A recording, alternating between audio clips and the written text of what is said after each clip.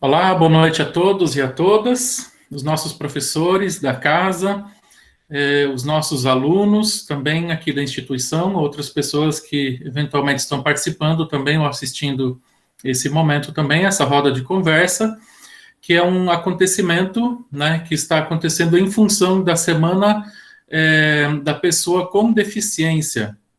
E de forma muito especial também, nessa noite, nós temos uma convidada, né, que está aqui nos abrilhantando, que vai falar um pouco também, um pouco a respeito das suas vivências, né, e da sua vida também, dentro desse tema da pessoa com deficiência, que é a Daiana do Nascimento Machado, que está aqui conosco também, e os nossos professores também, né, dentro das suas áreas de atuação aqui do nosso campus da UBRA de Santa Maria, que irão também falar um pouco, né, digamos, dos aspectos, por exemplo, a respeito da visão do direito, da fisioterapia, da administração, da educação física, que estão aqui, e também da arquitetura, né.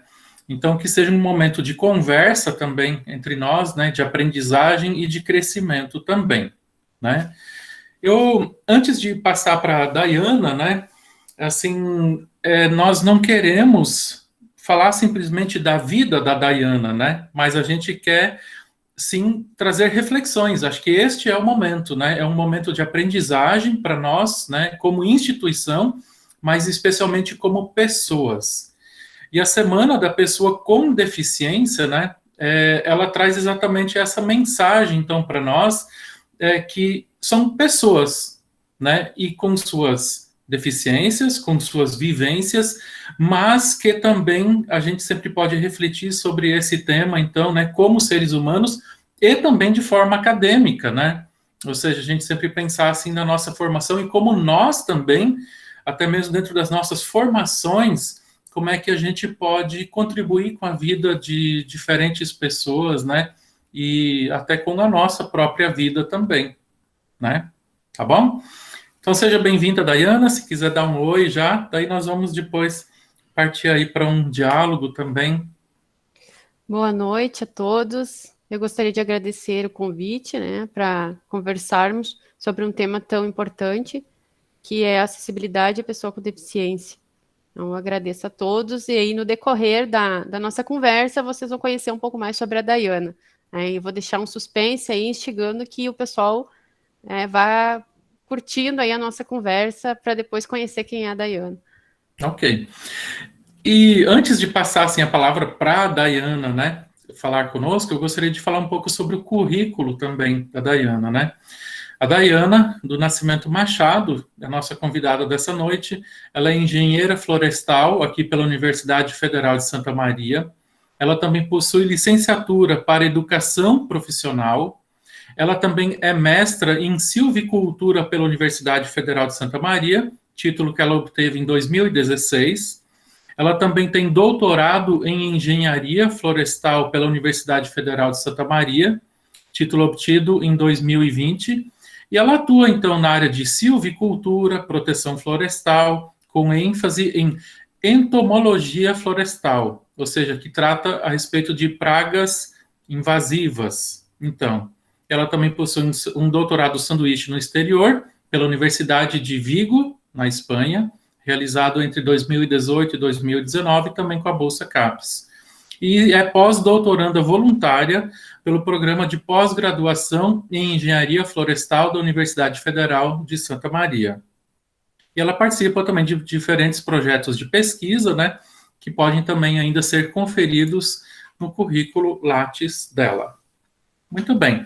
Então, pensando um pouco nessa questão, né, Daiana e até os nossos outros professores e alunos e pessoas dentro das nossas convivências, né, a gente sempre pode pensar assim, que se a gente reflete hoje, no mundo que a gente vive, a gente percebe que a deficiência não é uma característica, né, mas sim pode-se dizer da sociedade, né, que não consegue se adaptar e permitir que todos exerçam seus direitos e também os seus deveres com o maior grau de autonomia possível e em condições de igualdade com os demais. Então eu passo para a Daiana, né, perguntando já para ela assim, Daiana, como é que você percebe as políticas, né, em relação à pessoa com deficiência e se você também já quiser falar um pouco também sobre o teu lugar de fala, né, porque adentrar também a esse tema. Tá bem. Bom, no meu ponto de vista, né, as políticas públicas para pessoa com deficiência no Brasil, ela propiciou, né, um maior acesso dos PCDs a bens e serviços. Né? Eu não entendo muito, não tenho um conhecimento vasto sobre as políticas públicas, mas eu gostaria de mencionar algumas, como, por exemplo, as empresas, né, que elas têm, quando tem acima de 100 funcionários, ela tem a obrigatoriedade de ter de 2 a 5% de vagas, né, para pessoa com deficiência. Também os concursos públicos têm reserva de vagas para pessoas com deficiência, que são em torno de 5 até 20%. As universidades também possuem reserva de vagas. Além disso, nós, portadores de deficiência, temos vagas prioritárias, né, estacionamentos exclusivos, temos também atendimento preferencial em mercados, em bancos, em instituições no geral. E também eu gostaria de mencionar que as pessoas com deficiência, elas também têm direitos à isenção de impostos para aquisição de veículos automotores, né? Eu falo com maior propriedade porque eu já usufruí desse benefício. Nós, pessoas com deficiência, então temos isenção de IPI, que é o Imposto sobre Produtos Industrializados, de ICMS, que é o imposto sobre a comercialização de mercadorias e serviços, também do IPVA, que é o Imposto sobre Propriedade de Veículos Automotores, de IOF, que é o Imposto sobre Operações Financeiras. Né? Eu digo que as políticas públicas, elas estão algumas defasadas. E o exemplo que eu dou é justamente sobre esse benefício, né, esse direito que nós temos de obter esse tipo de isenção. Até março deste ano, não havia um limite para aquisição de carros com isenção de IPI. A partir de março, a partir de uma medida provisória do governo federal, ele limitou que até R$70 mil para aquisição de veículos com desconto de IPI. O ICMS ele já era estipulado num teto de R$70 mil. Tá? Aí, agora em julho de 2021, o governo federal, e eu acho que no Senado, foi aprovado que o teto máximo para isenção de IPI é R$140 mil. No entanto, não é todas as pessoas que têm acesso, né, que têm condições financeiras de adquirir esses veículos. Principalmente, eu digo no meu caso, que eu sou portadora sou pessoa com deficiência, e eu necessito, né, de um veículo automático. E esses veículos, normalmente, eles têm um valor de mercado muito mais alto que os veículos manuais. Né? As pessoas com deficiência, elas muitas vezes desconhecem os seus direitos, bem como seus familiares, eles não conhecem, né, que poderiam ter acesso a esse tipo de isenção, mesmo que muitas vezes elas não possam obter, mas elas desconhecem. Né? E também hoje não é só nas zonas urbanas que a gente tem pessoas com deficiência, tem pessoas também na zona rural, tem pessoas que necessitam de um carro, digamos, que tenha uma durabilidade maior, como, por exemplo, uma picapes, SUVs, que possam ir trabalhar na zona rural. Né? E esse acesso, infelizmente, é limitado. Né? Nem todos têm essa possibilidade de adquirir um veículo, mesmo com desconto. Mais ou menos nessa questão seria isso. Sim. Aqui é interessante, Dayana, que você já mencionou assim, tem um bom desconto, né? Muitas pessoas talvez desconhecem, assim, as necessidades particulares também de cada pessoa, né? Mas, por exemplo, em se tratando às vezes de veículos, a pessoa precisa fazer adaptações também, que também não são baratas, né? Por exemplo, você tem um desconto ali em um imposto, mas você tem todo o custo de, muitas vezes, instalar um dispositivo, um equipamento, alguma coisa que permita também que aquele veículo, por exemplo, tratando dele, né, ele realmente atenda a pessoa com deficiência, né? Sim, justamente. Uhum. Que as adaptações seria que a pessoa com deficiência que tem que fazer as adaptações exigidas pelo Detran. Né? Então, é um gasto a mais que ela vai ter, além da aquisição do veículo. Uhum. É verdade. Você falou um pouquinho sobre a questão já assim de trabalho, né? Até você entrou, as pessoas vão para o seu trabalho, área rural, na área urbana, né? E a gente vê hoje, inclusive, talvez muito mais do que em outros tempos, né? Muitas pessoas com alguma deficiência, mas que fazem jus, né, do seu até direito de fazer uso de bolsas ou fazer uso, por exemplo, das cotas para um concurso público, né? Ou mesmo dentro das empresas também, né? Até mesmo no cumprimento às leis, digamos assim, né? De ter cotas e tudo mais, né? E a gente sabe, assim, que muitas empresas também não cumprem, né? Existe o outro lado, acho que depois até o professor Gilfredo pode falar um pouco a respeito disso para nós, né? O que você vê, assim, que seriam dificuldades ainda também nesse aspecto, assim, por exemplo, desse acesso às pessoas, ao mercado de trabalho, à formação também, né, se você puder falar um pouco a respeito, e acho que depois se o professor Gilfredo também, o professor Diego, na área da arquitetura, já quiser falar um pouco também, né, seria interessante. Hoje, no meu ponto de vista, eu vejo que as dificuldades, né, para a pessoa com deficiência ter acesso é a falta de qualificação, é também muita qualificação e empresas despreparadas. Por que eu digo, então, a falta de qualificação? Ontem à noite eu estava escutando o Jornal Nacional e eu percebi um dado muito interessante que eu queria compartilhar com vocês, que foi uma pesquisa, um estudo realizado pelo IBGE, que é parte da Pesquisa Nacional de Saúde, que lá então, foi realizada 2 anos atrás, e esses dados, eles mencionam justamente o panorama da pessoa com deficiência no Brasil. Então, eu vou pedir licença se eu puder ler para vocês alguns dos dados que eu consegui anotar. Essa pesquisa foi divulgada no O Globo ontem, na data de ontem, tá? E o título dela é: Quase 70% das pessoas com deficiência no Brasil não concluíram o ensino fundamental. 17,3 milhões de brasileiros possuem ao menos um tipo de limitação relacionada às suas funções. 67,6% dessas pessoas não possuem instrução ou concluíram o ensino fundamental. Há um abismo enorme na presença de pessoas com deficiência nas escolas, nas faculdades e no mercado de trabalho. 16% das pessoas com deficiência concluíram o ensino médio e apenas 5% das pessoas com deficiência concluíram o ensino superior. Então, como a própria reportagem diz, há um abismo gigante para a acessibilidade dessas pessoas com deficiência, tanto nas universidades quanto a um mercado de trabalho. E também eu acredito que as políticas públicas não estão chegando de fato no que necessita. E esses dados mostram muito bem a nossa realidade hoje, que eu até ontem desconhecia. Pastor e Dayana, eu só queria trazer um dado.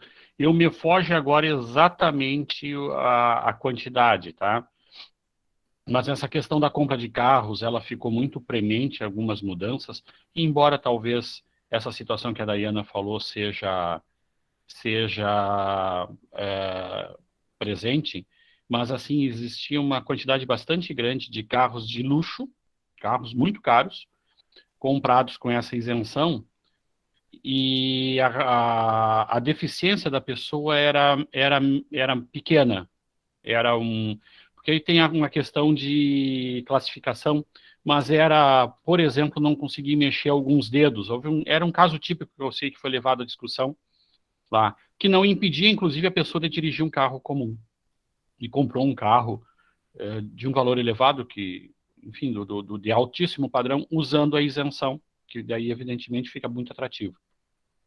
Então, o problema é que quando se corrige, e toda a legislação, em algum momento, e com o passar do tempo, ela precisa ser corrigida, com certeza, talvez se exagera nessa situação. E te digo uma percepção de quem não tem a portadora de deficiência, tá, Daiane? Mas se eu não consigo mexer alguns dedos na mão, nem por isso eu devo ganhar isenção mesmo para carro de 140 mil.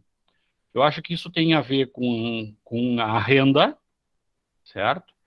e também com o tipo de deficiência, né? E talvez, inclusive, dependendo do nível de deficiência, teria que não só ter isenção, como ter subsídio. Porque se a pessoa tem Com necessidade de uso daquele certeza. carro e não tem condições nem para os 140 mil, e nós não temos uma estrutura de seguridade social, de amparo social, que possibilite isso, né? Mas também há que se fazer algumas correções, né? Que foi, inclusive, o que se tentou fazer nisso aí. Há algumas situações assim mais problemáticas, né? Vou usar um termo suave, em função disso foram corrigidas. Mas essa situação específica que tu falou é bastante premente, né? Para determinados tipos de deslocamento, 140 mil, tu não consegue comprar o carro e fazer as adaptações, claro, sempre dependendo da renda, né? A maior parte Sim. não tem essa É, renda, uma a pequena parte isenção tem, de e aí IPI, usa do privilégio, né? sim, sim. Mas um parênteses é que o IPI é o imposto que dá menos, teoricamente, desconto, né? O mais dá desconto, o teto é até 70 mil, né? Que é o ICMS, que é o governo do estado que vai te dar, você encaminhando a documentação, vai te dar o desconto maior. Mas eu sei, sim, que há uma discussão muito grande com relação às pessoas que utilizam de forma equivocada, errônea, né? Que acaba prejudicando aquelas que realmente precisam obter um carro com desconto. E, como você mesmo disse, o acesso das pessoas que realmente precisam é muito limitado, porque o governo não tem um incentivo, como é que eu vou dizer, para aquisição do veículo. Deveria ter, principalmente para aquelas pessoas que têm uma deficiência maior, digamos assim, que necessita mesmo de um veículo, né, para se locomover. Então, nesse ponto, acho que as políticas públicas estão um pouco defasadas. E com relação aos 3 tópicos que eu mencionei anteriormente, né, que era falta de qualificação, que era também muita qualificação, eu vivenciei isso aqui em Sorriso. Eu larguei mais de 50 currículos, eu estou aqui desde novembro, em Sorriso, no Mato Grosso, e em um desses locais o meu currículo chegou numa multinacional, e eles olharam o meu currículo e, através de um feedback de um terceiro, eles falaram que eu era muito qualificada para as vagas que tinha disponível na empresa, sendo que haviam vagas para engenheiros florestais. E nunca me chamaram para uma entrevista. E as empresas, muitas vezes, estão despreparadas para receber uma pessoa com deficiência. Também aconteceu comigo. Eu fiz uma entrevista para trabalhar como auditora de campo, que era fazer vistorias nas cargas de soja aqui na região do Mato Grosso. Região de Sorriso, Nova Mutum, Sinop, enfim, em outras localidades. E demandava um carro. Aí eu fiz a entrevista, conversando com a supervisora, eu vi que ela não tocou no assunto que eu era PCD. Aí eu trouxe esse assunto, disse, olha, eu não sei se você percebeu, no meu currículo estava lá escrito que eu era PCD, e para mim desempenhar essa função, eu tenho que ter um carro automático. Aí ela ficou até surpresa na hora, e ela disse, agradeço por você ter mencionado, né, que eu não vi de fato, mas isso não é um empecilho para nós, eu vou conseguir esse carro automático para você. Ela disse. Eu disse, tá bem, fiquei na expectativa. Aí, em fevereiro deste ano, ela me chamou para trabalhar, já iniciei, e ela disse, Daiana, eu não consegui o carro ainda para você, mas eu não esqueci, eu estou trabalhando para conseguir. Mas, enquanto isso, você vai trabalhando com os colegas. Então, os meus colegas me deixavam nas fazendas, eu fazia a vistoria das cargas durante o dia, eles me pegavam à tardinha e me traziam para a cidade. Então, foi fevereiro, final de março, eles me levando e me trazendo. No final de março, ela me liga e diz, Daiana, conseguimos o carro. Aí você pode retirar lá em Cuiabá, no aeroporto, era um carro locado, eles iam locar especialmente para mim, porque os carros da empresa, de fato, que eles tinham, era só veículos manuais. Então, daí na faceira, peguei e fui me deslocando a Cuiabá para buscar o tal do carro. E, no meio do caminho, ela me liga, Daiana, o carro foi cancelado, porque disponibilizaram um carro da empresa, um veículo Gol automático. Só que esse veículo está lá em Londrina, no Paraná. Você teria como buscar esse carro? Meu Deus, me deu um frio, me gelei. Eu disse assim, sim, eu vou ir buscar esse carro. Então, na mesma viagem que eu já estava em direção a Cuiabá, eu me desloquei até Rondonópolis, numa segunda-feira, peguei o ônibus, eu cheguei em Londrina quarta-feira de manhã, peguei o carro, vim sozinha, me desloquei sozinha, foi a primeira vez, foi um desafio para mim. Vim de Londrina, cheguei aqui em Sorriso na sexta-feira santa de manhã, então foi uma semana em função desse carro, mas eu consegui, então foi muito desafiador para mim. Mas o que eu quero destacar é aqui que eles não estavam preparados. Todas as empresas elas têm política de inclusão, mas no momento de fato que chega a pessoa com deficiência, eles vão ter que se adaptar, porque eles não estão preparados, não tem como comportar todas as diferentes deficiências das pessoas dentro da empresa. E eles fizeram o possível para me incluir, para buscar esse carro, para a Dayana trabalhar dentro da empresa. E 2 meses depois que eu estava atuando, né, com o carro, eu fui promovida supervisora de operações. Então, eu estava já liderando as equipes de Rondonópolis, Querência, Primavera do Leste e também todo o Rio Grande do Sul, as operações. E para mim isso foi muito... Eu valorizei muito essa atitude da empresa, porque eles conseguiram, de fato, praticar a inclusão. Não como determinadas empresas que lá colocam no slogan da vaga. Nossas vagas são também para pessoas com deficiência. E geralmente quando está escrito exclusivo para PCD, não desmerecendo, mas a maioria dessas vagas é para ensino médio e ensino fundamental, não para ensino superior. E até hoje, nenhuma das empresas que eu larguei currículo aqui me chamaram para uma entrevista, levando em consideração que eu era PCD e que eu tinha uma formação como engenheira florestal. E o momento que eu me candidato para uma determinada vaga, eu sei o salário que vai ser disponibilizado. Não vai ser sobre a minha formação, por exemplo, doutorado. Eu sei que seria sobre engenharia florestal, porque eu leio os requisitos da vaga. E se eu estou me candidatando é porque eu quero trabalhar. E muitas vezes eu posso crescer dentro da empresa para obter um salário melhor. Então, mais ou menos seria isso. Muito bem. Oi, professora Silvia? Ou professor Diego? Interessante, Dayana, o que tu falaste, né? Porque tem uma frase que diz o seguinte: a deficiência está na pessoa, mas não é a pessoa, né? E falando em índice, a Organização Mundial da Saúde mencionou que as pessoas com deficiência correspondem a 10% de toda a população mundial, né? Então, e elas possuem realmente dificuldades para serem incluídas na sociedade, quer dizer, ela, como tu falaste, no trabalho, né, tem a vaga garantida, teria a vaga garantida acima de 100 funcionários, mas e aí, no momento de contratar, como fazer? Essa empresa merece elogios, né? Não porque... Incrível, né? No Brasil, quem faz a coisa certa merece elogio. Ninguém precisaria merecer elogio, né? Porque todos deveriam fazer o que é correto, né? O que é certo. E eu me pergunto assim, e calçadas, banheiros, que também deve haver uma adaptação. Nas escolas, universidades, deve haver esta adaptação que o Diego poderia falar melhor, né, o professor Diego, e nós percebemos aqui em Santa Maria, as calçadas são caóticas, e teria como nós, a população, exigir que houvesse uma adaptação, uma padronização das calçadas, porque todos nós pertencemos à sociedade, todos nós, independente da nossa deficiência. Eu tenho 22 graus de miopia num olho e quase 20 no outro, né?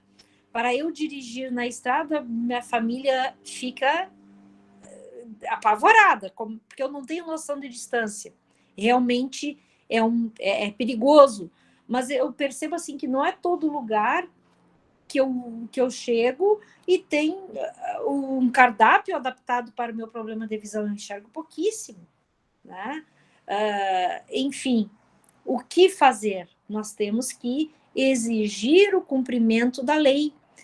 E somente em 2006 a ONU, ela adotou a Convenção sobre os Direitos da Pessoa com Deficiência, em 2006.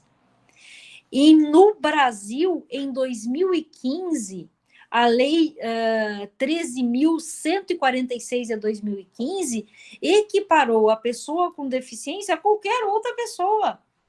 Porque antes, aos 18 anos, em relação à capacidade civil, aos 18 anos, uma pessoa que tivesse deficiência, ela teria que ingressar até, os pais deveriam ingressar com uma ação de interdição. Hoje, não. Hoje, mudou essa situação. A pessoa deficiente, independente da deficiência, é uma pessoa capaz para todos os atos da vida civil. E é lógico, a interdição por problemas mentais, só por problemas mentais, ela deve ocorrer, mas ela não deixa de ser uma pessoa apta para o trabalho, apta para a vida social. Então, efetivamente, nós precisamos nos munir de igualdade, fraternidade, e que está contemplada na Constituição Federal, em diversos artigos, todos são iguais perante a lei, sem distinção. E nós precisamos disso. É lógico, devemos tratar com desigualdade os desiguais na medida da sua desigualdade, né? Ou seja, se existe uma pessoa que tem um problema de visão como eu não posso enxergar normal como o professor Diego, como o pastor, né? Então deve ter uma adaptação para mim, como para ti, como para outras pessoas. Então, realmente, nós verificamos que na saúde, a pessoa com deficiência tem prioridade. A educação, ela não pode, ninguém pode negar qualquer coisa para a pessoa deficiente. Eu não vou dar vaga porque é deficiente. Em hipótese alguma. Antes, os pais tinham que correr atrás da escola adaptada para os seus filhos, né? E hoje nós vivemos numa sociedade igual e nós precisamos tratar todos com respeito e dignidade. Então, eu digo efetivamente, Daiana, tu és uma, como falaram ali, vitoriosa, né? Vitoriosa pela tua insistência, pela tua capacidade, pela tua força de vontade. Eu já não conseguiria buscar um carro adaptado para mim, porque eu na estrada eu já não posso dirigir, né? Em decorrência desse meu problema de ceratocone, é um problema gravíssimo, mas é muito interessante, né, que tenhamos essas adaptações necessárias para que todos nós possamos nos sentir cidadãos daqui e do mundo, né, uma transnacionalidade. Somos todos pertencentes a este mundo, então todos temos que ter um lugar. Muito bem. Eu queria, de repente, ouvir a palavra do professor Diego, mas eu também depois, antes de passar para a professora Janice, eu queria também ter uma fala do professor Jorge, né? Inclusive, nós estamos tendo nessa semana aí os Jogos Paralímpicos, né? Também, e o professor Jorge é da área da educação física, é o nosso professor também, né? E é interessante a gente até mencionar isso, por exemplo, esses dias eu estava vendo, né, as categorias que tem, mas toda emancipação, acho que digo assim, né, e o empoderamento que também a lei, por outro lado, trouxe, mas que ainda existe muita lacuna, muito avanço, né? Então, acho que os dois, se puderem falar um pouquinho também e contribuir. Podemos, só que eu acho que... Professor Diego? Posso, não tem problema algum. Professor Diego, não sei se o senhor me permite... Quer falar primeiro? É porque como ela já está organizada nas perguntas, né? Eu acho que eu ia deixar para conversar e fazer algumas considerações daqui a pouco, né? Então, mas depois eu posso falar do professor Jorge, pode falar primeiro. Eu acho, professor, que na minha humilde contribuição aqui, eu creio que elas é uma base para o que está sendo abordado. Penso eu, obviamente, estamos aqui para contribuir, né?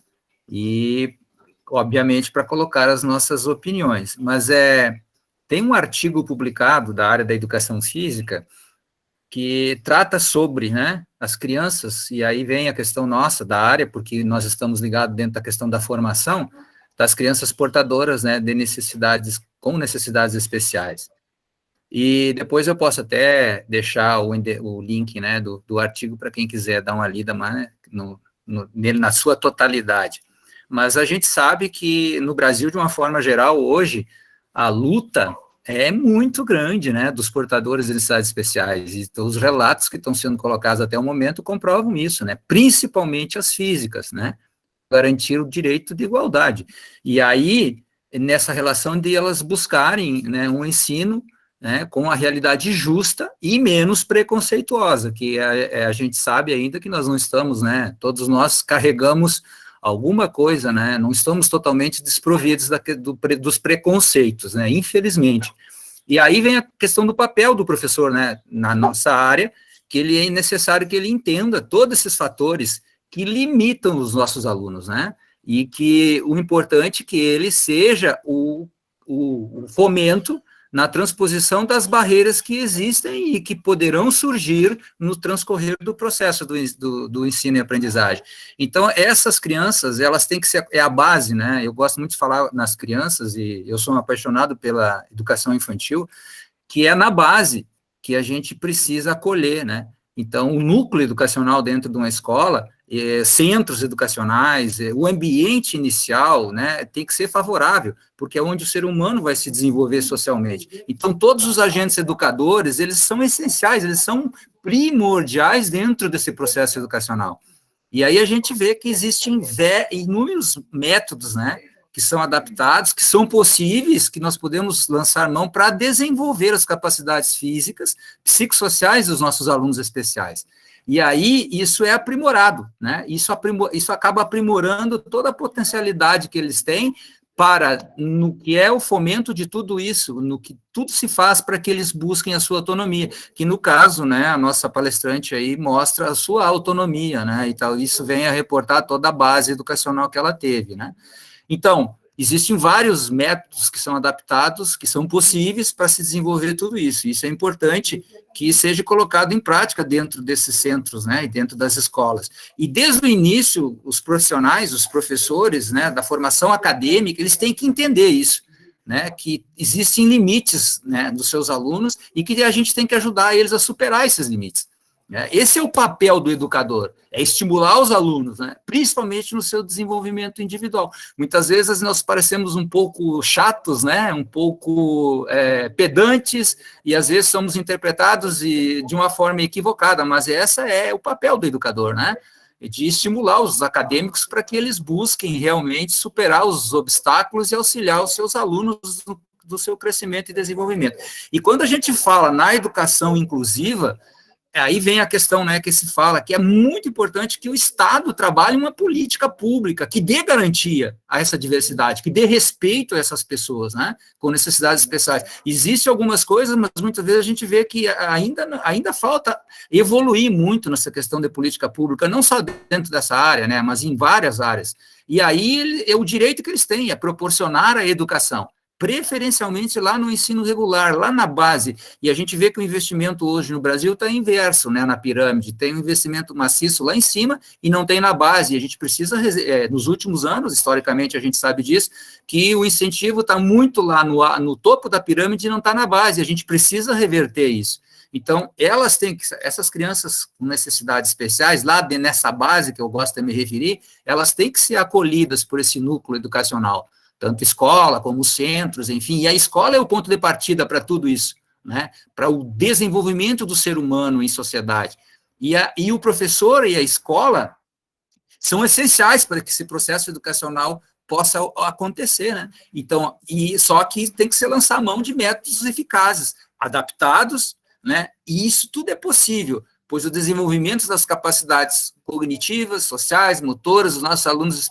especiais, são estimulados e vão se desenvolver, né, através, e dando possibilidade, digamos assim, para a sua autonomia, é o que se quer, né, é o que se pensa. Então, eu vejo, assim, dentro da base, eu acho que são algumas considerações, assim, que são importantes, que a gente precisa ter em mente, né, e que venha essa contribuição da nossa área dentro da educação física.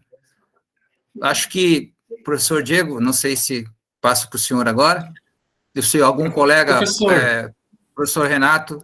Sim, Posso falar bem obrigado, rapidinho, professor assim? Jorge. Sim, é verdade, o professor Diego lembrou agora há pouco, assim, eu tenho uma pergunta e mais outra, que também foi elaborado pelo nosso núcleo, do NAD-NADI, né, para a Dayana.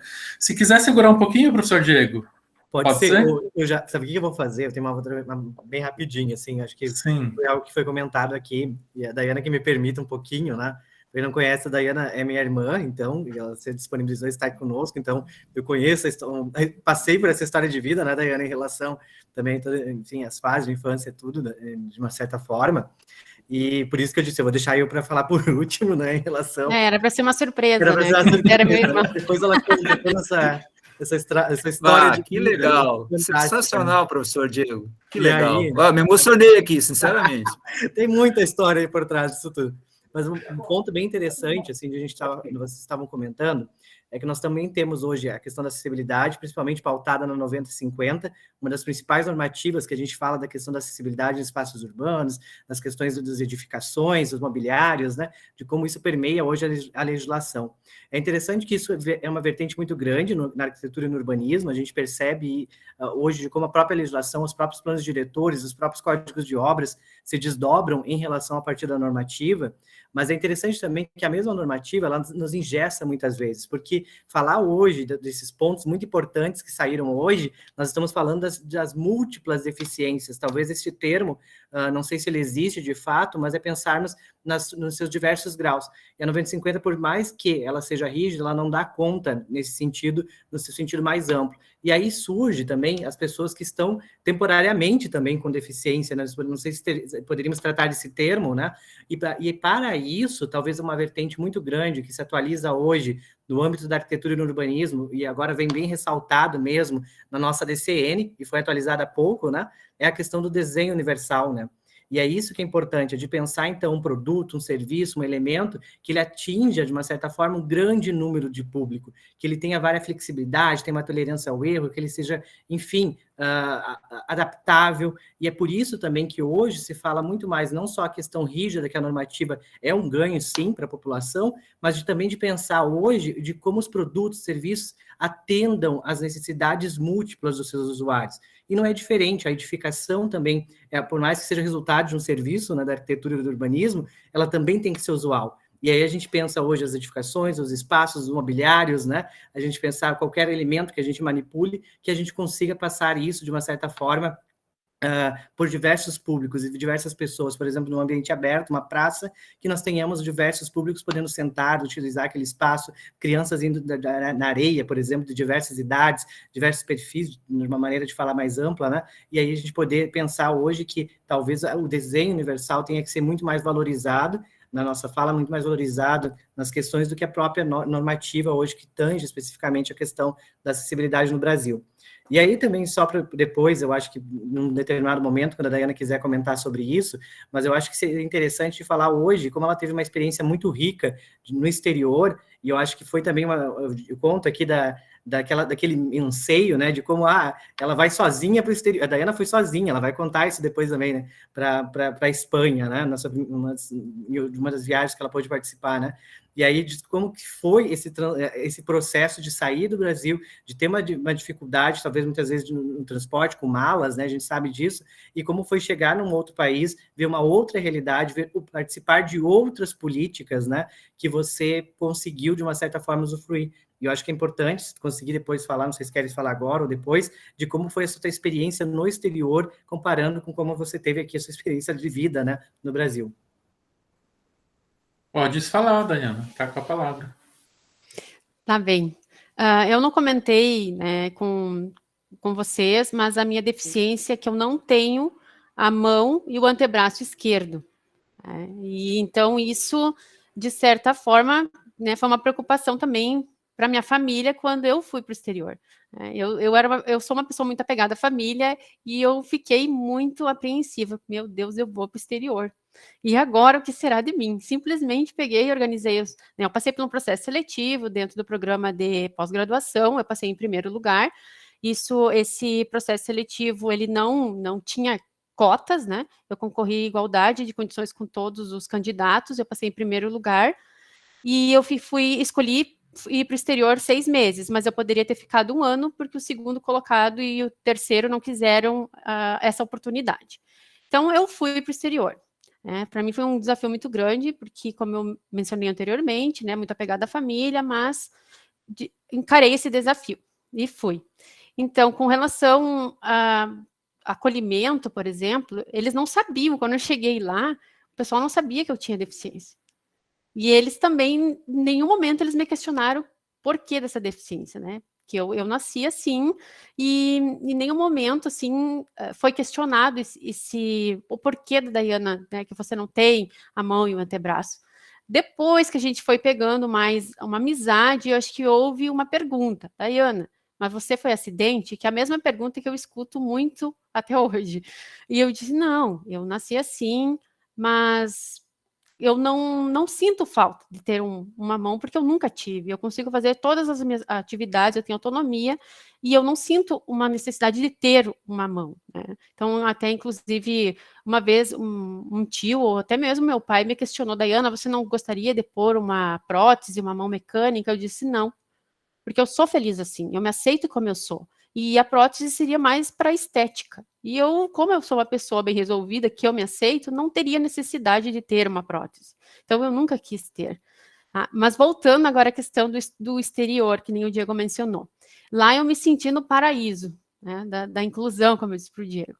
Porque toda a universidade também tem estrutura, né, para PCD, e também o PCD lá, ele é valorizado. Eu digo isso por quê? Por exemplo, eu fui visitar o Museu do Louvre, né, na França. Eu cheguei lá no fim da fila e quando viu, tinha um pessoal, que eu acho que eram os guardas, eles estavam monitorando a fila. Quando eles me enxergaram que eu era pessoa com deficiência, eles simplesmente, não, moça, por favor, você pode passar na frente, você pode ir lá na frente comprar seu ingresso. Quando eu cheguei lá, eu não comprei o ingresso. Eu tinha a isenção de entrar no museu, e inclusive o meu acompanhante tinha a isenção de entrar no museu. E isso aconteceu em outros lugares que eu visitei, como, por exemplo, no Coliseu. Então, isso para mim foi muito surpreendente, porque aqui no Brasil tudo é pago. E ainda mais ter uma isenção para o meu acompanhante. Então, eu fiquei super, super surpresa com essa atitude. Eu não conheci muito sobre a política PCD deles. Mas esses poucos detalhes eu já fui comparando com o Brasil e notando diferença, né? Um pouco mais de reconhecimento e de inclusão mesmo da pessoa com deficiência no exterior.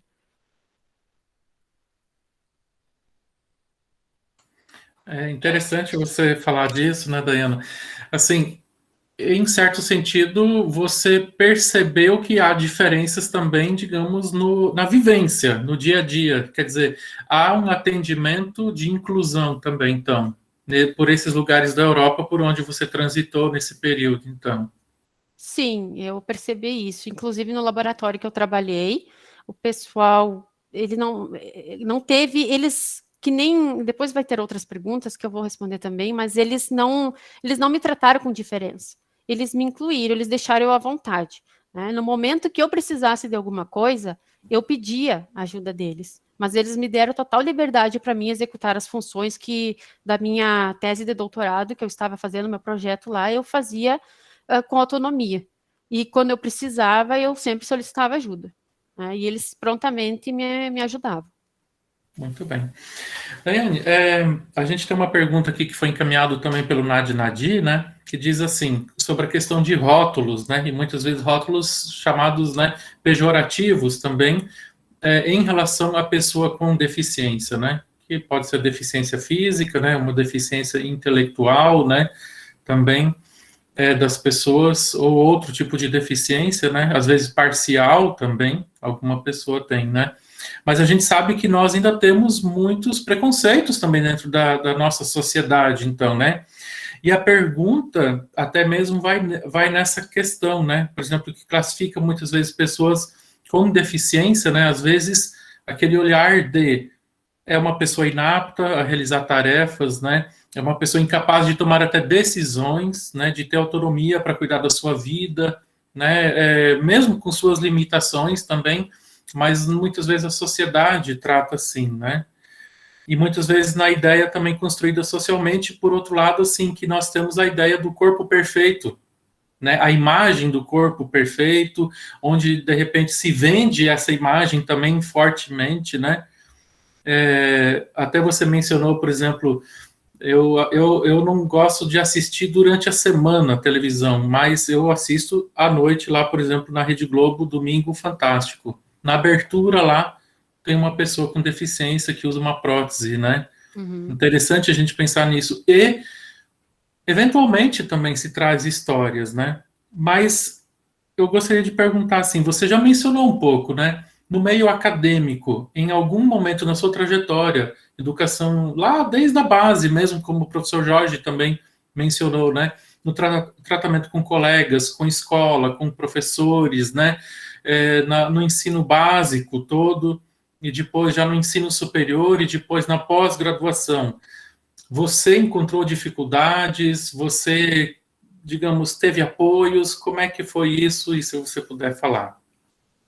Tá bem, eu vou comentar um pouco então do ensino fundamental, né? Foi onde eu tive maior dificuldade, né, de encarar a deficiência, porque eu tinha muitos olhares para mim, as pessoas me cuidavam muito e eu tentava me esconder, uma coisa meio que involuntária, tentava esconder a minha deficiência, e também tinha alguns estudantes, mesmo a gente sendo criança, né, essa pessoa em específico, ela me apelidou, ela me chamava, um apelido que me marcou até hoje, né, que é um pejorativo, e para mim doeu muito, porque eu ainda recordo ele, que me chamava de espermatozoide defeituoso. Eu acho que eu nunca comentei isso com a minha família, mas aquilo me marcou e até hoje eu gravei. Mas a questão de inclusão dentro da escola, eu não tive problemas, né? As professoras me tratavam de igualdade de condições com os demais colegas. Inclusive, eu gostava muito da disciplina da educação física, era a que eu mais gostava. Eu me dei muito bem sempre nos esportes. Eu gostava de voleibol, eu gostava de basquete, eu gostava de handebol. Eu sempre sempre gostei de esportes e sempre participava de campeonatos, inclusive tenho várias medalhas. E dentro ali da escola, eu não tive nenhum problema. Nunca fui tratada. Onde é que você jogou handebol? Eu jogava em Tupã-Seretã, que é a minha cidade natal, Rio Grande do Sul. Tá bom. Eu joguei muito ali durante ensino fundamental e ensino médio também ainda jogava. Depois eu acabei abandonando, mas eu gosto até hoje de esportes. Legal, eu conheço mais ou menos essa modalidade. Foi muito legal. E quando eu passei para o ensino médio, não teve também esse problema. Sempre fui tratada de igualdade, sempre uma pessoa muito comunicativa, de fazer amigos rapidamente, e eles nunca tocaram no assunto. Claro, tem vezes que a curiosidade, né? Daiana, agora, né, que a gente já tem uma intimidade, gostaria de saber o que aconteceu com você, foi acidente, daí eu vou lá e explico. Né? E quando eu ingressei também na universidade, inclusive eu ingressei por cotas, foi o primeiro ano da implantação das cotas na Universidade Federal de Santa Maria, pelo vestibular, que foi acho que o penúltimo ou último ano do vestibular, eu tinha que alcançar o mesmo ponto de corte que os demais candidatos, mas tinha a reserva de vagas, então eu alcancei o ponto de corte, e eu fui a única, acho que tinha 5 vagas ou 4 para PCD, e eu fui a única que ingressei no curso de Engenharia Florestal. Os meus colegas me receberam muito bem, como eu disse, eu faço amizade muito rápido, e um ponto que eu gostaria de destacar, que me chamou muita atenção e que me marcou, foi a primeira vez que eu fui no restaurante universitário, que eu não sabia como que era o processo. Aí eu cheguei lá, tinha que pegar bandeja, tinha que pegar prato, tinha que pegar talher, tinha que me servir, pegar sobremesa e o suco. E eu disse, como que eu vou fazer agora? Isso eu estava com 2 colegas, um era o Douglas e o outro era a Camila. E simplesmente o Douglas me olhou e disse, Daiana, se tu precisar de ajuda, eu te ajudo. Aquilo me emocionou muito, por quê? Porque hoje a gente usa muito o termo empatia. Né? Naquela época não se usava muito, mas hoje eu percebo quanto de empatia ele teve por mim. Ele se colocou no meu lugar, sabia que eu ia precisar de ajuda. E de fato ele me ajudou. Né? E ele foi muito solidário comigo. E isso me marcou muito. E muitas vezes eles me ajudavam, ele ou outros colegas, no restaurante universitário. Inclusive o meu esposo, que também eu acabei conhecendo na universidade, ele sempre me ajudou carregando suco, carregando sobremesa ou me ajudando em algo mais. Então, esse é um relato de uma pessoa que foi bem acolhida, que não teve... eu não me senti incluída, porque eu entrei, eu fui tratada de igualdade com todo mundo, inclusive no laboratório que eu trabalhei, de entomologia florestal. Eu entrei e não me senti incluída, eu já estava incluída, eu nem percebi, porque eu não teve diferenciação. Foi tratada de igualdade de condições com todo mundo. Mas a gente sabe que o meu caso é né? E a gente sabe que muitas pessoas sofrem, né, em empresas, sofrem na universidade, que elas se sentem excluídas, né, que a maioria das pessoas com deficiência, elas são desassistidas, né, elas são pessoas que, para a sociedade, talvez são invisíveis, muitas vezes. Mas o meu caso foi um caso que eu fui tratada de igualdade de condições. Não usei o termo inclusão, porque já entrei sendo tratada como os demais. Foi, para mim, essa experiência foi muito boa. Muito bem. Acho que a gente poderia também ter uma contribuição aí da professora Janice, né? A professora Janice é a nossa professora aí do curso de fisioterapia, né? E é fisioterapeuta, né, professora? E trabalha aí nessa área. E acho que ela poderia também trazer alguma contribuição para nós, talvez trazendo sobre esse aspecto aí do olhar da fisioterapia, do tratamento, do acompanhamento também, professora. Tudo bom, professor? Prazer, Dayana. Prazer. Estou emocionada com o teu depoimento, assim, né? Muito, muito legal te conhecer. Eu queria falar de duas coisas, que enquanto eu estava ouvindo, eu tinha tido uma prévia, né, professor, do que seria o assunto, mas eu gostaria de falar de duas coisas um pouquinho diferentes. Uma até não foi abordada neste momento, mas é uma coisa que a gente vivencia bastante, né, sobre um dos princípios, né, a professora Silvia, que trabalha no direito, né, que eu estudei em saúde pública, né, em políticas públicas da lei do SUS, né, de equidade, das três torres, né, do SUS. E a gente vê que muitas vezes não existe essa equidade, né? Equidade não é a mesma coisa que igualdade, né? Igualdade, estou dando um exemplo, por exemplo, a Dayana tem direito a um serviço público de reabilitação. Se ela for, ela vai acabar se encaixando, né, a Dayana, ou uma pessoa com uma deficiência maior, uma pessoa mais acamada. Como eu trabalho em UTI e depois eu acompanho os pacientes, muitas vezes nos domicílios com os alunos, esses pacientes ficam com debilidades temporárias, mas muitos permanentes, e debilidades bem importantes. E eles têm disponível no SUS? Tem. Isso é igualdade, eles têm disponível em vários serviços o atendimento fisioterapêutico, fonoaudiológico, de terapia ocupacional, de odontólogo, mas nem todos têm como ir até esses lugares. Pouquíssimos serviços vão aonde está o paciente, né? O acadêmico vai, né? O academicismo, as aulas, mas e as férias, né? E os feriados? Então, essa equidade eu não vejo ainda muito praticada, pelo menos nos locais que eu tenho convivência. Então, eu ainda não vejo isso, né? Tem o serviço, existe fisioterapia, existe odontologia, mas muitas vezes aqueles pacientes não têm como se deslocar, não tem como se deslocar até a PAI, não tem como se deslocar até a UBRA para receber o atendimento, até os locais que tem, né, serviço de auxílio, né, de reabilitação, de odontólogo, seja o serviço que for.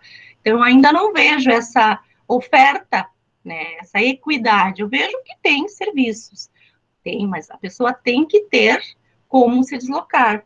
E muitas vezes a renda da família é tão baixa que ela não tem nem como se deslocar. Tem pessoas que não têm nem dinheiro para passagem de ônibus, não tendo nenhum tipo de deficiência, para ter uma reabilitação. Imagina, você tem que ter todo um carro especial para ir, uma ou duas pessoas para levar, as pessoas da família trabalham, não conseguem levar, então isso não consigo observar na nossa rede básica ainda, né, da que eu frequento e que eu convivo. Outra coisa que daí, Dayana, foi uma experiência que eu tive como docente. Na época eu não era docente ainda da UBRA, eu supervisionava estágio na Federal, e as alunas vinham comigo, e uma delas me deparei que eu trabalho em UTI, Dayana, quem não me conhece, né, eu trabalho em UTI, que por si só já é uma atividade diferente para o aluno lá, vai mais lá para o final do curso, e um procedimento, né, que é bem difícil, assim, que o aluno tem bastante medo, os pacientes são bem graves, é uma aspiração traqueal, que é um procedimento da fisioterapia respiratória, mas que precisa bastante habilidade, de mão, principalmente de mão. E a menina tinha só 2 dedos, né? Ela tinha só 2 dedos, menina inteligentíssima, participativa, mas quando ela chegou para mim, e daí, claro, que eu conversei com ela fazia todas as atividades dela né? Ela não usava uma outra mão, ela usava a mão com os 2 dedos, para todas as outras atividades. Então, trabalhei com ela, né, foi um desafio para mim, Dayana, como docente, como supervisora, fazer com que ela ganhasse a mesma, por mais que ela me disse, professora, dificilmente eu vou trabalhar numa UTI, eu disse, tu nunca sabe, eu vou tentar te largar preparada para tu fazer essa atividade, que já é uma atividade um pouco mais difícil para o acadêmico, mas que tu saia com a mesma habilidade dos teus colegas, né? Foi um pouquinho mais difícil? Foi pelo ambiente, foi pelo nervosismo dela, foi até pelo meu, né? Porque foi a primeira vez, né, que eu me deparei, já tivemos outros alunos, com outro tipo, né, mas daquela habilidade específica que era necessária, e eu espero que eu tenha contribuído. Então, essa foi uma experiência que eu troquei em relação a esse tipo de situação, né? E que para mim foi muito gratificante. Eu não tinha me lembrado, me lembrei agora, quando a gente eu comecei a te ouvir, começou a falar do teu tempo de acadêmica, do RU, né? Do RU, que a gente chama de restaurante universitário, do RU também fui aluna da Federal, e muito, muito gratificante para mim. E essa outra situação que, por mais que não é bem o foco do assunto aqui, mas é a acessibilidade à reabilitação de um paciente que está bem grave e que muitas vezes ele não tem como chegar a um serviço gratuito de reabilitação. Isso ainda não é uma prática, né? Pelo menos aqui em Santa Maria ainda não é assim para todos, né? E está muito longe de ser para todos, o que eu observo. Então, eu fiz essa contribuição, não sei se gostaria de trocar alguma coisa comigo, Dayana. Só a questão do transporte público, se a pessoa é carente, ela tem o direito à gratuidade e levar um acompanhante. Ela deve ir buscar essa... É uma carteirinha social na prefeitura. Possui esse direito. É que muitos deles são acamados, precisam de carro especial, precisam de uma maca, precisam de uma ambulância. Então, isso ainda eles recebem fisioterapia, desde que eles tenham uma condição financeira para prover isso. Né? É bem difícil. Então, a físio vai, né? Ou a fono, o ATO, todos os serviços de reabilitação, mas os nossos serviços de rede básica que consigam dar um suporte para o paciente em casa, o que tem muita dificuldade de se deslocar, é bem complicado ainda, é o que eu observo, né? Muito bom. Não sei se a Dayana quer comentar alguma coisa na fala da professora Janice? Eu achei muito bonito o relato da professora, porque assim como eu, quando precisava, eu pedia, né, uma orientação para os professores, eles sempre dispostos a ajudar, né, preocupados. E isso faz a diferença, que a gente também se sente acolhido, se sente mais seguro para executar as tarefas, mesmo que demande mais tempo, no caso dessa menina, por exemplo. Mas eu tenho certeza que ela vai levar para a vida toda esse aprendizado. Eu tentei prover para ela, Dayana, um ambiente tranquilo, né? Um ambiente tranquilo de aprendizado, porque essa técnica já é uma técnica tensa, né? Então, eu não queria que ela treinasse com a outra mão, por isso que eu perguntei para ela. As outras atividades, alimentação, cabelo, coisas que exigiam um pouquinho mais de motricidade, mais de dedos, não, prof, eu consigo fazer tudo com os meus 2 dedos. Fui muito franca com ela. Às vezes a gente tem que ser franca, né, de perguntar. Sim. Sinceridade é muito bom. Né? E daí ela disse, não, então a gente vai fazer essa atividade também. Em algum momento, se eu perceber que tem algum risco, fui bem clara com ela também, porque também tem um paciente grave na frente dela, eu vou te interromper e eu vou estar aqui. Então, e acho que deu tudo certo. até tenho curiosidade de saber que atividade ela está fazendo, faz muitos anos isso, acho que faz uns 10 anos já. Então, acho que foi antes de eu entrar na Ubra, então faz uns 12 anos por aí. Mas foi muito interessante. Nós tivemos um outro menino também que tinha um leve problema, assim, uma coisa não, mas ele tinha uma dificuldade de aprendizado, de apresentação oral, né, pelo probleminha que ele tinha, mas ele fez questão de apresentar o TCC dele, ele poderia até ter tentado não apresentar, né, mas ele não apresentar, baseado, acho que tem lei que protege, né, Silvia, se o disléxico não quer, na hora da apresentação, ele quis, né, e ele quis apresentar, e foi muito, muito legal também a coragem dele, o desafio dele, bem o desafio que tu fizeste, né, Dayana, voltou lá, não lembro a cidade que tu falaste agora, Londrina. Vou lá pegar esse carro, porque se esse carro depende do meu emprego, eu vou buscar esse carro.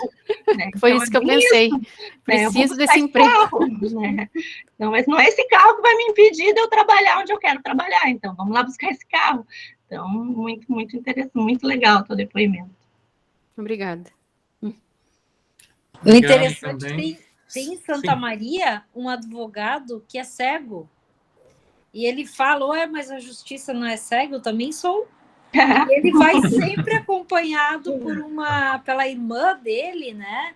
Depois ele casou, mas até há pouco eu soube que ele estava advogando, né? É interessante isso, muito interessante. Legal. Obrigado, professora Janice, também, professora Silva. Eu, assim como você falou, a professora Janice disse que se emocionou com o relato da Dayana, eu me emocionei com o da senhora, viu, professora? Assim, né? Acho que esse aspecto também, nós estamos num ambiente educacional, né, acadêmico, e a gente sabe, assim, como o professor tem um papel também importante, né, para todos os alunos, né? E daí essa questão de tratar todos também procurando, né, potencializar eles, né? Coisas, se eu posso falar mais um pouquinho, professor, no colégio da minha filha, né, assim, ela não era da turma dela, mas uma turma a mais, e eu sempre via, ela estuda lá desde 3 anos, eu sempre via que tinha um menininho que tinha nanismo, né, muito pequeno mesmo, né, bem, bem importante o nanismo dele. E eu observava sempre, agora já minha filha vai sozinha e vem, né, de van, mas na época eu ia ainda esperar ou buscar em algum momento, e eu sempre observava ele. E ele era muito tranquilo com os coleguinhas, né, assim, os coleguinhas, tinha lugares assim que a escada, né, ele não conseguia nem trocar a perninha para subir o degrau, os coleguinhas já eram acostumados, chegavam ali, davam um pulinho nele, assim, ele já subiu o degrauzinho, então ele estava muito inserido, né, os coleguinhas, isso para os colegas é um aprendizado muito maior que para ele, né, assim, de solidariedade, de humanidade, de empatia, como a Daiane falou. A empatia para eles era muito normal. Um dava um impulso nele, o outro pegava a mochilinha, porque ele tinha uma deficiência bem importante, né, de membro inferior, ele não conseguia subir as escadas mesmo, né, não tinha visto ali ainda um local, assim, naquele local onde ele queria ir, mas provavelmente tinha, não lembro agora, faz tempo, mas ele não tinha problema, porque os coleguinhas estavam ali, ele chegava, os coleguinhas já né, e já ajudavam ele a descer, a subir, então, achei muito, muito joia também. Muito bem. Para a gente, acho que caminhando também mais para o final da nossa roda já, né? Eu ainda queria perguntar para a Dayana, né? O professor Diego já quebrou o suspense aqui, ele disse, né, que é o irmão, mas como é que a família também, né? A família, a gente sabe, assim, que ela tem várias expectativas para a criança quando chega, né? O nascimento e depois, né, todas as novas adaptações. E como é que a tua família, como é que foram os estímulos, né, o tratamento também, se vocês dois puderem falar um pouco também, né, a respeito disso. Com relação à família, né, os meus pais só descobriram que eu não tinha mão e o antebraço quando eu nasci. Né, foi feito um acompanhamento igual com ultrassom, mas não foi visto durante esse acompanhamento que eu ia nascer, que eu já era, né, tinha uma necessidade especial. Então, quando eu nasci, que eles descobriram. E eu nunca tinha questionado até hoje, eu perguntei para os meus pais como que eles encararam aquele momento. O meu pai até hoje me falou que quando ele me viu, passou na cabeça dele um filme. Como que a Dayana vai conseguir, digamos, trabalhar? Como que ela vai ter autonomia? Né? E isso diz que foi a primeira coisa que ele pensou. E no decorrer no passar dos anos, na verdade, ele foi vendo que eu tinha uma autonomia, que eu conseguia me virar, né, somente com uma mão. E nesse momento, ele viu que eu ia ter sucesso, digamos assim. Então, para mim, esse relato dele hoje foi muito significativo, né? Porque ver aquele pensamento, aquela surpresa inesperada e ver o que eu me tornei hoje. Né? Que eu estou me tornando e que eu estou buscando ainda. E ele, tem um relato dele até, que ele disse assim, nós conversávamos assim, informalmente nós em casa, Dayana, eu largava uma ferramenta aqui na frente, eu só virava para o lado, aquela ferramenta sumiu. Imagina se essa menina tivesse 2 mãos, ia sumir tudo dentro de casa, tão rápida que ela é. E outro relato que tem tinha um pedreiro lá em casa que estava construindo um galpão na nossa casa. E eu me lembro que eu passava lá em volta querendo saber as coisas e pisoteando no cimento dele. Um dia ele me jogou cimento nos pés e disse: agora você vai ficar grudada aqui no chão, porque você não para quieta, né, de estar especulando ele, pegando as coisas dele. Aí foi a única maneira que resolveu para mim não ir mais lá incomodar ele, foi ele ter jogado massa e ter dito que eu ia ficar presa no chão.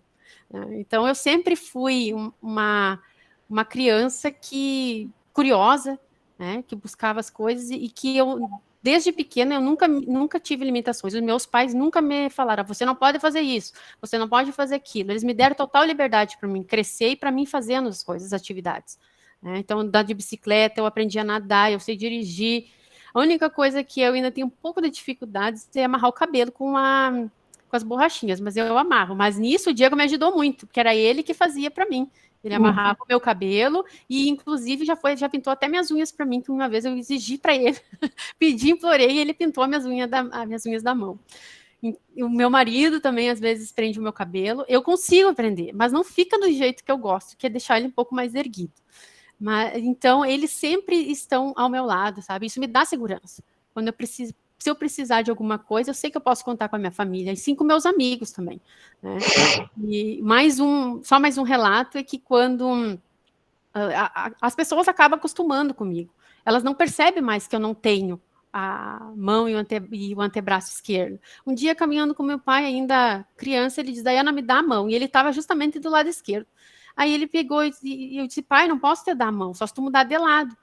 Eu nem me lembrava mais. Né? Assim como as atividades de laboratório, as atividades do dia a dia, as pessoas não percebem mais, né? De tão comum que ficou para elas. Então, isso, para mim, como é que eu vou dizer? Eu fico muito feliz de ver que eu estou inserida como uma pessoa, hoje, né, taxada como normal. Eu sou uma pessoa normal. Acho que a maior deficiência das pessoas é no pensamento, de não tentar fazer as coisas. Eu sempre tento fazer, depois eu digo se eu posso ou não posso. Mas eu sempre busco tentar fazer. Então, para mim, o Diego sempre... Eu e o Diego fomos tratados exatamente iguais, com as mesmas condições, com as mesmas oportunidades que ele teve e eu tive. Então, acho que era mais ou menos isso. Muito legal. Professor Diego, quer complementar alguma coisa? Eu tô aqui só ouvindo, hoje eu tô nos bastidores, né? Mas Tá bom. Ela não dá para falar, mas a Dayana é mais velha, não parece, né? Mas eu sou caçula nessa história. Sim. Sou mais velha. Muito bem. Realmente, essa parte de aprontar é verdade, né? A Dayana conta, né? Imagina, das peripécias, né? E acho que isso tem muito a questão da infância. Mas eu lembro muito bem, ela era tinhosa, de fato, assim, eu era pequeno, lembra que ela jogou pedra numa vaca, uma vez ela era pequenininha, né? Eu era pequeno, né? Nós dois éramos pequenos, só que eu acho que eu tinha uns 5 e você uns 2, né? A diferença é 3 anos. E eu e uma amiga minha estavam jogando pedra numa vaca que tinha na frente, estava no campo da frente da nossa casa. E a vaca estava com um terneirinho novo.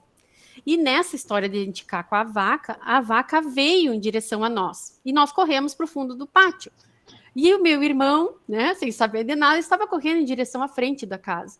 E a vaca não é que me pegou ele e me jogou no muro. E, claro, ela ficou furiosa de nós estarmos indicando com ela, né? E essa vaca jogou o Diego no muro, ergueu ele para cima, né? Jogou, e o Diego ficou mais de um ano sem falar, devido a essa peripécia minha e da minha amiga, né? Isso foi muito preocupante. Muito Hoje bem, ele são- fala muito, né? Deu para perceber que ele é muito falante. Né? É verdade. Mas, Daiana, assim, a gente agradece muito, né, a sua vinda, a nossa roda de conversa, né, a sua disponibilidade também, né, e aos nossos acadêmicos também, a gente, assim, acho que sempre pode pensar, assim, olha, que a vida, ela é feita com pessoas, né, e pessoas com diferenças, com igualdades e tudo mais, mas acho que assim, sempre a gente lembrar isso fora do mundo acadêmico, dentro do mundo acadêmico, né? Outra coisa ainda que eu gostaria ainda de falar também, assim, nós vivemos bastante leis, né? E que bom que a gente tem muitas leis, por um lado, né? Elas são importantes para nós. Mas, ao mesmo tempo, eu sempre me preocupo quando a gente tem que ter um estatuto para respeitar a pessoa idosa, quando a gente tem que ter um estatuto para respeitar a criança, quando a gente tem que ter leis para tratar a pessoa. E sendo que talvez a gente deveria pensar sempre assim em ser algo mais natural, né? Da nossa Deveria vida. ser óbvio, né, professor? Exatamente. E mostra ao Só mesmo tem tempo uma assim, forma de básica, se mudar, né, né? pastor? A educação Sim. básica. A educação, isso, professor. Casa. Sim. A educação, Né? só através da educação.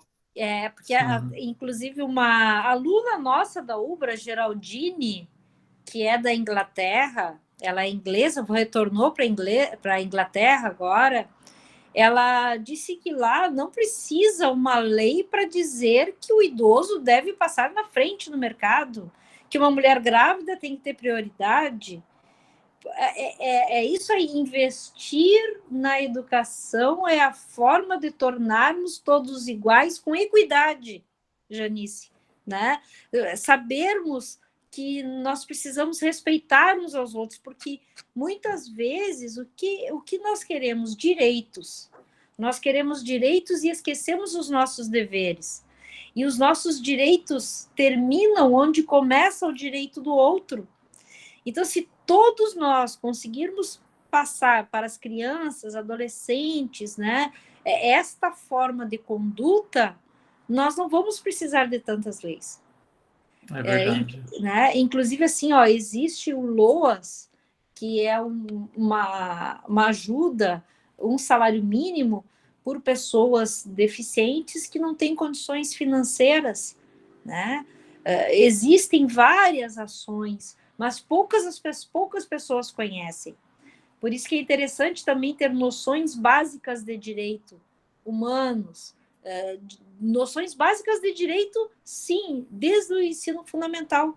Eu tenho uma ex-aluna, que é a Camille Lemos de Vargas, que foi minha aluna no ensino fundamental, e eu fazia com eles no ensino fundamental, né, explicava o Estatuto da Criança e Adolescente, direitos e deveres, fazia até audiência simulada, tanto que hoje ela está aí conosco. E eu dizia, vocês vão ser meus alunos na UBRA. A minha filha está aprendendo o Estatuto da Criança e do Adolescente. Oi, professora Silvia, está fechado o microfone. Não, isso é muito importante, saber o Estatuto da Criança e do Adolescente, saber que a criança tem direitos, mas tem deveres também. Então, quando o pai e a mãe pedem para ajudar em casa, não vou fazer porque a lei me proíbe. Não, a lei não proíbe. A lei não proíbe a criança de ajudar. E o que a Daiana falou, que no ensino fundamental ela foi quando ela mais sofreu discriminação, isto é algo triste, porque acontece efetivamente, né? Ao mesmo tempo, eu tenho 2 alunos, um tem ele é autista, o outro ele tem síndrome de Down, e eles são tratados com igualdade pelos colegas, né? Desde pequenininhos, e isso me emociona de saber que o que é autista, ele é uma figura, O professor está dando aula, ele está seguindo o professor e imitando tudo que o professor faz. E o autista, ele não falava nada, nada. Agora ele começou a falar, começou a escrever, começou a participar das aulas. E é uma emoção ver o progresso deles. E ensinar que nós não podemos discriminar, que todos nós somos diferentes, então por que eu vou discriminar o outro se nós somos diferentes? Né? Então, por exemplo, vocês não sabiam dessa da gravidade do meu problema de visão, e nem por isso eu deixo de fazer o que deve ser feito. E eu não me faço, pobrezinha, porque eu tenho problema de visão. Não. Posso ser levada à cegueira a qualquer momento.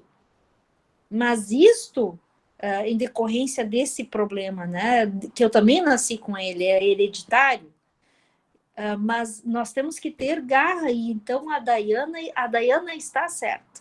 Ela foi em busca do que ela queria. Não é uma deficiência que vai te tornar impotente para fazer as coisas, né? É o teu pensamento, é o teu modo de se negar. Aí sim é que tu terias esse problema. Mas são vários direitos, inclusive receber pensão alimentícia quando a criança ou adolescente, após 18 anos, é interditado, ele continua recebendo pensão alimentícia do pai, da mãe, após morte também, pós-morte dos pais. Vários direitos que devem ser consagrados efetivamente. Muito bem. Antes de passar a palavra, acho que para a Dayana, assim, deixar uma mensagem final para nós, né, também, eu queria passar a palavra para o professor Mauro, nosso diretor, se ele quiser dar uma palavrinha, um oi, professor. Acho que o microfone está fechado. Isso.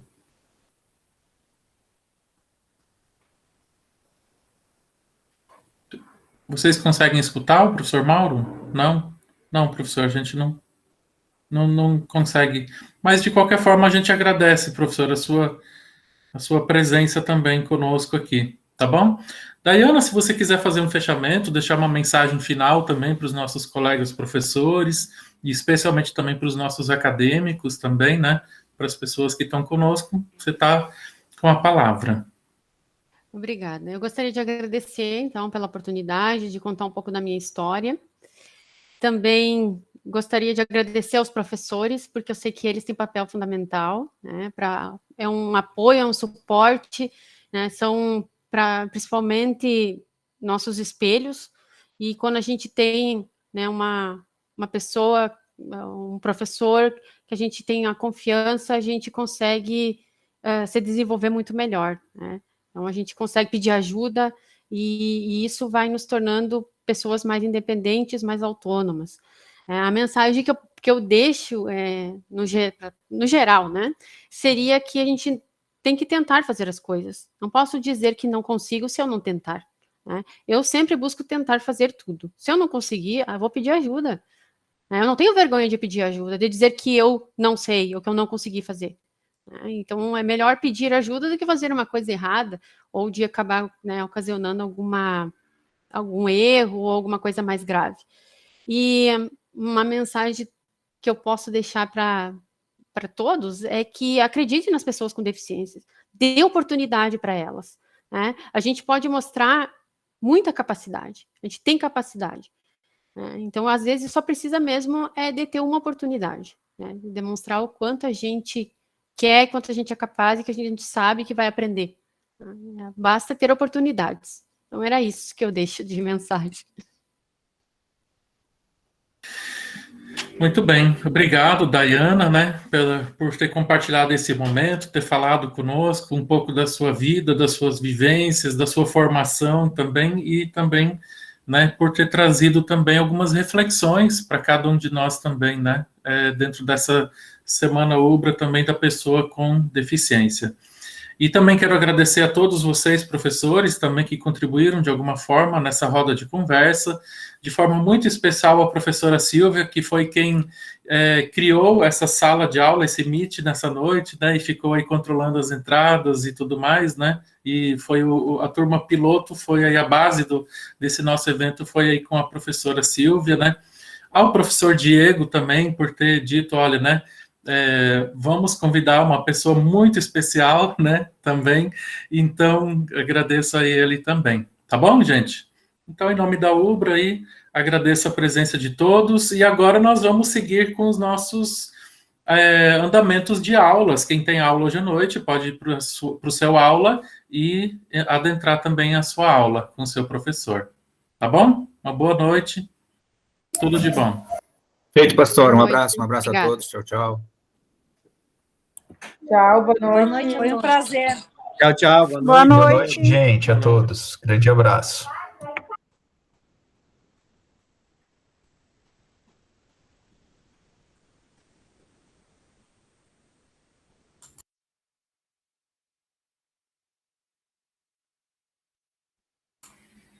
Obrigado, professora Silvia. Eu que agradeço, encaixou perfeitamente com a minha aula. Que bom. Né? Que maravilha, foi muito bom. Depois a senhora, quando tiver o link dessa, aí a senhora compartilha comigo, por favor. Com certeza, pode ficar tranquilo. Tá bom. Se quiser encerrar fazer mais Se quiser encerrar a gravação, pode encerrar, então, também. Ah, é verdade. Vamos fazer Sim. mais parceria. Sim. É maravilha. Muito bom. Tchau, tchau, professora.